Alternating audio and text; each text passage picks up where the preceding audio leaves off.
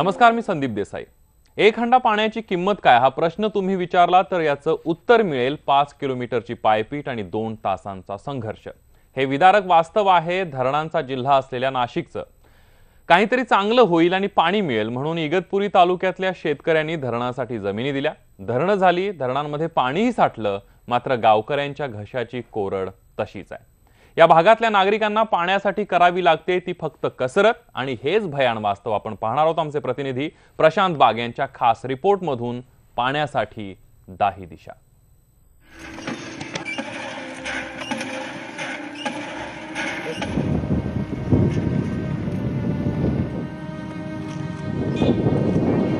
ही विदारक परिस्थिती तुम्ही पाहताय ना, ती आहे नाशिकच्या इगतपुरी तालुक्यातल्या वाळविहीर या गावातली। 3 गावांच्या वेशीवर असलेला हा एकमेव हापसा आहे। सरकारी योजनेतून जिल्हा परिषदेने तयार केलेला हापसा म्हणजे या आदिवासींचा खरा आधार। पिण्याच्या पाण्यासोबत जनावरांनाही पाणी मिळावं याकरता तब्बल 3 किलोमीटर पायपीट करत महिला इथे येतात, आणि सोबत हे लहानगे सुद्धा।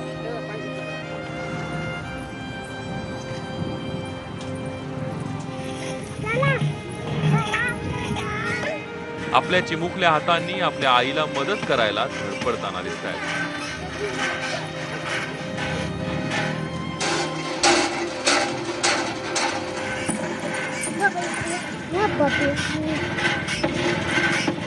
खरं तर इथून हाकेच्या अंतरावर आहे वैतरणा धरण, मात्र या धरणाच्या पाण्याचा काहीच उपयोग या गावकऱ्यांना नाहीये, फक्त बघण्यापुरता। भीषण दुष्काळाच्या गडद छायेमध्ये अख्खा महाराष्ट्र होरपळत चाललाय, पण राज्याच्या काही भागात तर याची वास्तविकता अत्यंत भीषण आणि दाहक आहे। आपण आता नाशिक जिल्ह्यात, खरं तर निसर्गाचं वरदान लाभलेला हा जिल्हा 24 लहान मोठी धरणे या भागात आहेत। आपण ज्या भागात आहोत या ठिकाणी प्रचंड पाणीच या ठिकाणी साचलेलं असतं। मुंबईला पाणी पुरवठा करणारं वैतरणा धरण इकडे, तर याच बाजूला आहे मुकडे धरण की ज्या माध्यमातून नाशिकसाठी सुद्धा पाणी आरक्षित करण्यात आलं आहे, आणि जायकवाडीला सोडण्यासाठी आरक्षित करण्यात आलेलं वाकी धरण हे माझ्या मागे। अवघ्या 2 किलोमीटरच्या रेडियस अंतरावर असलेल्या 3 धरणं, आणि या 3 धरणांसाठी ज्या गावांनी जमीन संपादित दिली होती, ज्या वाळविहीर गावातल्या 12 वाड्यांची जमीन यासाठी संपादित झाली होती, त्याच ठिकाणी आपण आता आहोत। आणि याच ठिकाणचं वास्तव जे ते अत्यंत भीषण आहे आणि दाहक आहे। पाण्याच्या एका थेंबासाठी इथल्या आदिवासीला, इथल्या लोकांना, इथल्या नागरिकांना वणवण फिरावं लागतंय। खरं तर ही जी जागा आपण बघतोय याच जागेवर पाण्यावर आधारित शेती इथला आदिवासी करत असतो, पण अक्षरशः कोरडी पडलेली जमीन, जगायचं तरी कसं, जनावरांना पाणी तरी कसं द्यायचं, शेतीसाठी पाणी आणायचं तरी कुठनं, असे अनेक प्रश्न आजही आदिवासींना तसेच भेडसावत आहेत। दिव्याखाली अंधार म्हणतात तो हेच काय? आजूबाजूला असलेली 3 धरणं, विपुल जलाशय, वेगवेगळ्या शहरांसाठी, महानगरांसाठी राखीव ठेवलेलं पाणी, आणि याच धरणांसाठी ज्यांनी जमीन दिली ते मात्र पाण्याच्या प्रत्येक थेंबासाठी अक्षरशः मैलोनमील पायपीट करताय। कसे जगताय इथले लोक तेच आपण आज आता पाहणार आहोत। 24 लहान मोठ्या धरणांचा हा नाशिक जिल्हा। मुंबईची तहान भागवणारी वैतरणा असो की दक्षिण भारताची गंगा गोदावरी यासह बारमाही पंचनद्यांचा उगम असणारा हा भाग। धरणांसाठी ज्या गावांच्या जमिनी संपादित झाल्या त्या पाड्यांपासून अगदी हाकेच्या अंतरावर जरी धरण असलं तरी घोटभर पाण्यासाठीही या स्थानिकांना संघर्ष करावा लागतोय। या खोल खड्ड्यात असलेल्या कपारीत या महिला रोज येतात।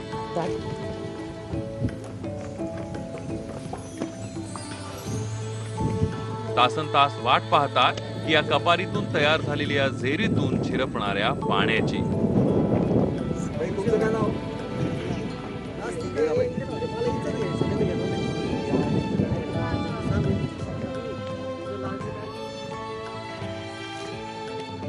प्रचंड गाळयुक्त असलेलं हे पाणी भांड्यानं गोळा करून गाळून हा हंडा भरायला तब्बल 2 तास लागतात।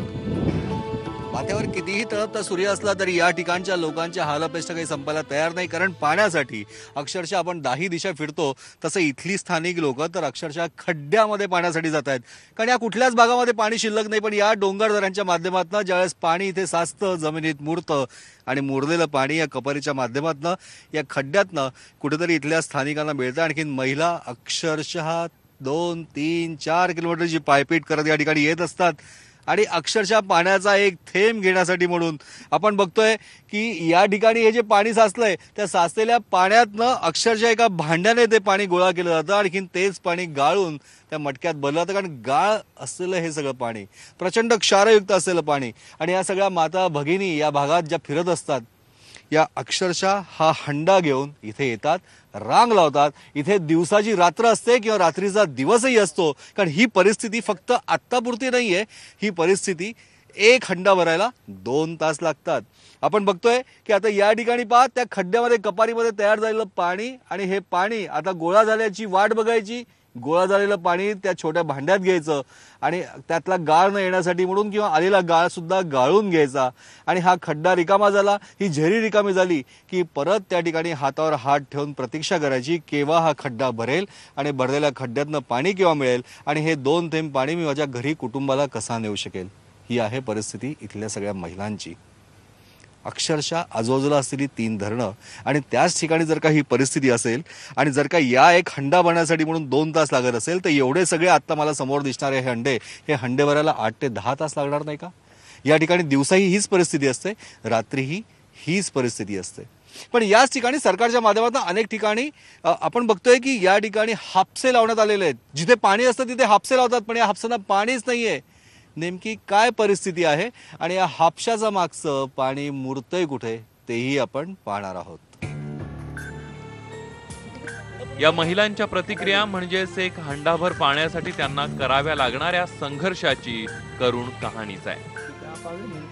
आम्हाला कोणी सोय करीत नाही पाण्याची. काय परिस्थिती आहे पाण्याची. आम्हाला रात्रीचे 12-1 वाजता यायला लागत पाण्याला. तलावाहून काय उपयोग नाही आमचा. जमिनी गेल्या आमच्या. काय या पाण्यामध्ये गाळ असतो का? पाणी गाळावं लागतं का गरम करावं लागतं काय? मग पाण्यामध्ये गाळ गरम करायला तो घरी नेऊन ते गाळायला लागतंय. किती वेळ लागतो आणि हे पाणी भरायला? 1 हंडा भरायला 2 तास लागतो. तर ते किती टाइम बसायचा. घरी कोण करेल तिकडं, घरी कोण बघल. आम्ही बाळाला झोपून येतो पाण्यासाठी. लहान बाळ आहे माझं, फक्त वर्षाचं झालंय आता. आम्हाला पाणी नाही, काही नाही. आम्हाला 12-1 वाजेपर्यंत थांबायला लागतं. डायरेक्ट 5 वाजेपासून. एवढा तलावाहून आमचा काय उपयोग आहे एवढा याच्यात. रात्री तिच्या इडतीड आम पाण्याला हिंडत राहतो. आमच्या जमीन गेल्या, आम्हाला पाणी नाही. आम्ही रातभर पाणी वाहतोय. पोरं सोरं झोपून आम्हाला सोय काय कशी काय कराल तुम्ही पाण्याची? आम्हाला रातभर पोरं सोरं बारीक लहान पोरं टाकून आम्हाला या लागत आहे पाणी. हात दुखायला लागले का? हात दुखत यात. इऱ्यातून पाणी काढून. पाणी नाही आम्हाला इऱ्यात. 1-2 तास हंडा भरायला लागत यात. धरणांसाठी या शेतकऱ्यांच्या जमिनी गेल्या, त्यांना मोबदलाही मिळाला. धरणं झाली, पाणीही अडवलं गेलं, मात्र अपेक्षा असलेलं पाणी काही या गावांना मिळालं नाही. गावापर्यंत पाईपलाईननं पाणी मिळणार हे सरकारी आश्वासन फक्त कागदावरच राहिलं. पिढी बदलली, मात्र संघर्ष सुरूच आहे. पाण्यासाठी अनेक सरकारी योजनेचा फायदा या गावांना मिळतो. जिल्हा परिषद पेसा या योजनेतून मोठा निधी खर्च करते. या पैशातून गावोगावी बोर करून हापसे सुद्धा लावले जातात. मात्र खरोखरच या हापशातून पाणी येतंय का? आम्ही याचा शोध घ्यायचं ठरवलं आणि पोहोचलो या गावात. या दराखोऱ्यांमध्ये फिरत असताना धरणांच्या आजूबाजूला असलेल्या या जमिनीमध्ये असे अनेक हापसे दिसतात. हा सुद्धा एक हापसा. हा हापसा पहा मी काय करतोय, तर या हापसाने पाणी काढण्याचा प्रयत्न करतोय, पण कितीही प्रयत्न केला तरी याच्यातनं पाण्याचा एक थेंब सुद्धा येत नाही. असे अनेक हापसे पेसाच्या माध्यमातून तयार केलेले आहेत. आणि हे हापसे फक्त शोभेचे आहेत का हाच प्रश्न आहे. ताई, तुमच्या गावात हा हापसा लावलाय, पाणी कधी येत यायला? पाणीच येत नाही. पाऊस पडतो एवढा तरी पाणी येत नाही हापशाला. आम्हाला दूर दूर फिरायला लागतं पाण्यासाठी. मग काय उपयोग झाला ताई हे हापसे लावून? मग कुठे जातात तुम्ही पाणी आणायला? पाणी आणायला लांब लांब बंधाऱ्यावर इड तिडे इरीव फिरायला लागत. इथे इरीव तिथे इरीव तरी पाणी भेटत. आपण बघतो या गावातल्या सगळ्या महिला लांब लांब जातात, कडी कपारीतनं पाणी आणतात. पण अशी सगळी परिस्थिती आहे. गावातली पुरुष मंडळी करतात काय मग? सर, आता वारंवार आम्ही ग्रामपंचायतीला पण मागणी करतो तशी की आम्हाला पाणी द्या, पाणी द्या. वाटलं होतं वाकी खापरी धरण झालं, जमिनीत गेल्या, परंतु पियाला पाणी तरी मिळेल. परंतु ते पाणी फक्त आम्हाला बघण्यापुरतंच आहे ते. आमच्या काय ते उपयोगाचं पण नाही. आमच्या जमिनी गेल्या भूमिहीन झालो, पण पाणी काय मिळेना. खूप त्रास सहन करावा लागतोय. त्रास सहन करावा लागतोय, जमिनी गेल्या, पाणी मिळत नाही. पण या ठिकाणी जर हापसे सुद्धा लावलेले आहेत, मग या हापसाच्या माध्यमातून पाणी येत नसेल तर या हापसाचं पाणी मुरतं कुठे? हे हापसे केवळ आर्थिक फायद्यासाठी ग्रामपंचायतीने केले असावेत असं याच्यावरून आपल्याला स्पष्ट होतं आहे. आपण बघितलं किती 15च्या 16 हापसे इथं आहेत, पण ते हापशाला पाणी नाही. याचा अर्थ फक्त आर्थिक सोर्स किंवा आर्थिक फायदा म्हणून यांनी हापसे बसवलेत. हे जे आपण 12 पाडी जे आहेत, 12 पाड्यांवरती 1000पेक्षा जास्त हेक्टर जमीन संपादित केली धरणासाठी, आणि या लोकांना त्यांच्या आयुष्याचा वनवास संपेल असं त्यांना वाटलं होतं पाणी मिळेल म्हणून. पण हे पाणी इथून नगरला जातं आहे, मात्र इथल्या लोकांना मिळत नाही. यासाठी श्रमजीवी संघटनेच्या वतीने आम्ही अनेकदा मागणी केली आहे की या लोकांना या धरणातनं या 12 पाड्यांना स्वतंत्र पाईपलाईन करावी. हक्काचं पाणी मिळालं पाहिजे, पाईपलाईन मिळालं पाहिजे. प्रयत्न अनेक असतात, मागणी अनेक असते, पण आजच्या तारखेला अशी परिस्थिती आहे की रात्र जागून पाणी आणावं लागतं. काय सांगशील भाऊ? महत्त्वाची गोष्ट अशी आहे की ग्रामपंचायतनी या गोष्टींवर पर्याय शोधायला पाहिजे. पण ग्रामपंचायत फक्त त्यांचा आर्थिक फायदा करून घेते. इथल्या लोकांना वारंवार फिरावंच लागतं. आता हा हापसा होऊन 1.5 वर्ष होऊन गेलाय, पण या हापशाला पाणीच नाही. या हापशाला पाणी नाही, पण अनेक हापशांना पाणी नाही. मग सरकार तर पैसे देतं, मग पैसे जाता कुठे? आता काय बोलू साहेब, आमच्या धरणामुळं जमिनी गेल्या, आम्हाला पाणी मिळत नाही प्यायला. वरतून आंघोळीला मिळत नाही, वरतून कपडे धुवायला पण मिळत नाही. कपडे धुवायला पाणी मिळत नाही, प्यायला मिळत नाही, जनावरांसाठी मिळत नाही, मग शेतीसाठी मिळणार कुठनं? आणि म्हणूनच अशा प्रकारे या हापसाच्या माध्यमातून पैशांचं अपव्यय आणि राजकारण तर होत नाही ना. असे अनेक हापसे, ज्या हापसेमध्ये खरं जर प्रत्येकाची इच्छा आहे, प्रत्येकाला एक थेंब पाण्याची आवश्यकता आहे, पण जर का ते एक थेंब सुद्धा पाणी मिळणार नसेल तर फक्त पैसे खाण्यासाठी म्हणून सरकारी योजनांचा गैरवापर सरकारी अधिकारीच करताय का? सरकार फक्त आश्वासन देतंय, ते आश्वासन कोणाच्या फायद्याचं होतंय ह्याचे अनेक प्रश्न हे आदिवासी विचारताय. आमची जमीन गेली, मग आम्हाला पाणी जर का नाही तर उपयोग काय या सगळ्या योजनांचा? गांभीर्यानं बघण्याची आवश्यकता निश्चितच आहे. ही परिस्थिती आहे धरणांचा जिल्हा म्हणून ओळख असलेल्या नाशिक जिल्ह्यातली, ज्या ठिकाणी त्र्यंबकेश्वर आणि इगतपुरी तालुक्यात सगळ्यात जास्त पर्जन्यमान होत असतं. पण याच ठिकाणच्या विदारक परिस्थितीचा सामना इथल्या स्थानिकांना करावा लागतोय.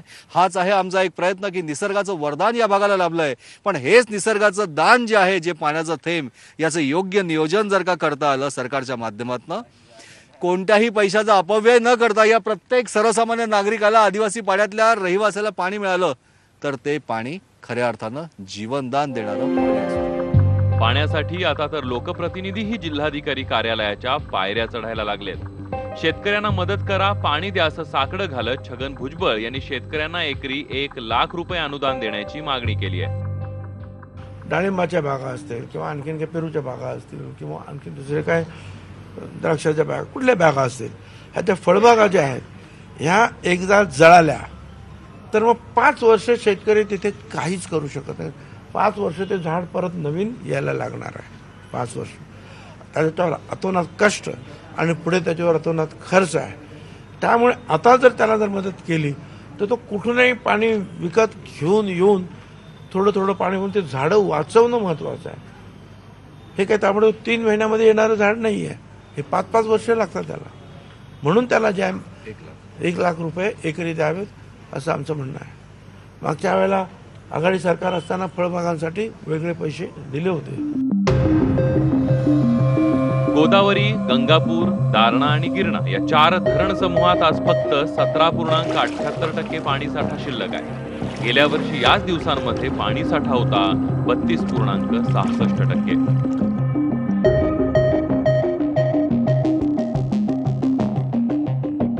धरणं कोरडी पडायला आली तर कडक उन्हानं पाण्याचं बाष्पीभवनही जलद गतीनं होत आहे. पाऊस यायला अजून बराच कालावधी आहे.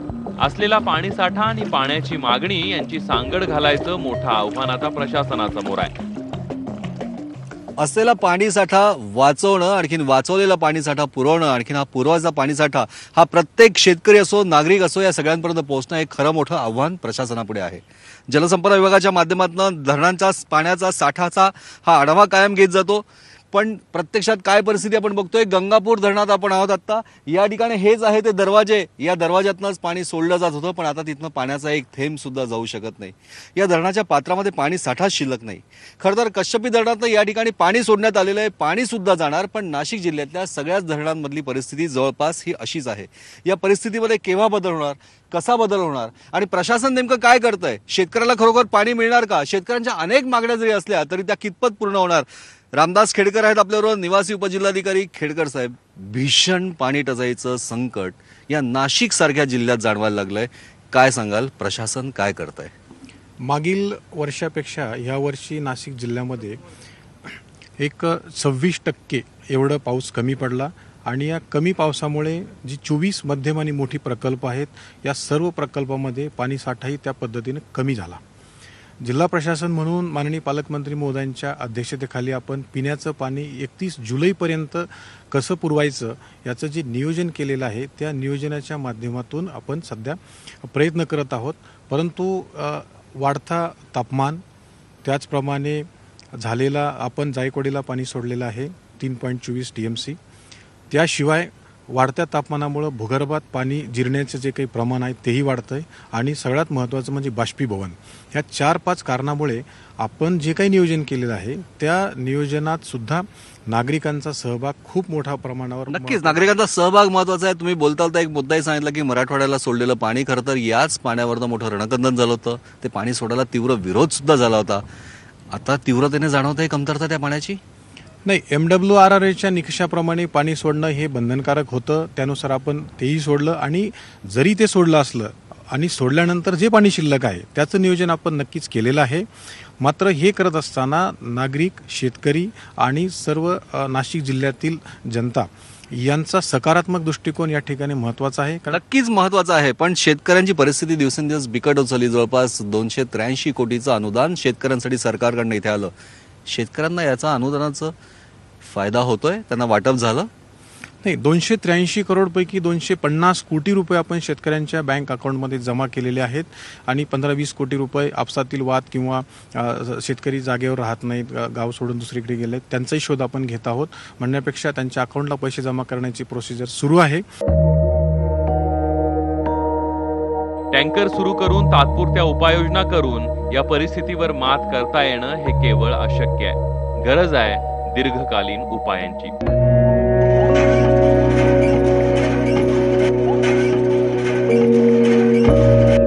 धरणांसाठी जमिनी घेतलेल्या शेतकऱ्यांना पिण्याच्या पाण्यासाठी असा संघर्ष करायला लागणं म्हणजे प्रशासन आणि राज्यकर्त्यांचं अपयशच म्हणावं लागेल.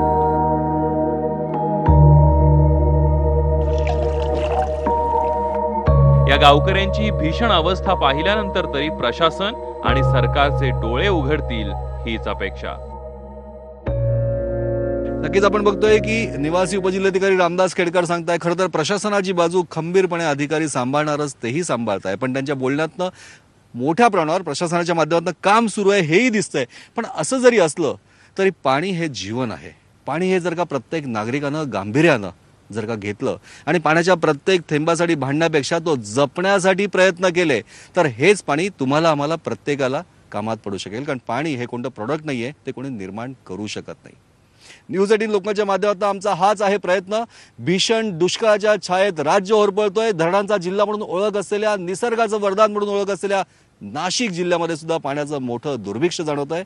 चला आपण सगळेजण प्रयत्न करूया आणि एकमेकांशी भांडण न करता हे पाणी जपण्यासाठी, पाणी राखण्यासाठी, पाण्याचा योग्य वापर करण्यासाठी सगळ्यांनीच सामूहिक प्रयत्न करूया. व्हिडिओ जर्नलिस्ट हेमंत बागुलसह प्रशांत बाग, न्यूज 18 लोकमत, नाशिक.